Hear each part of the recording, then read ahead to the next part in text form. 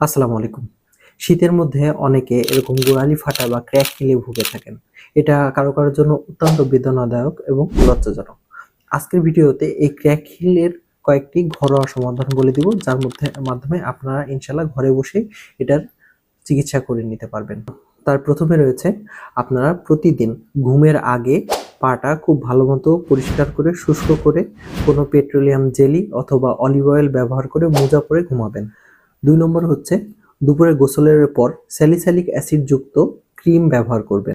৩ নম্বর হচ্ছে যাদের ফাটার পরিমাণটা বেশি তারা কাজের সময় ক্র্যাক জায়গাটা একটা ওয়ান টাইম টেপ দিয়ে রেখে দিবেন।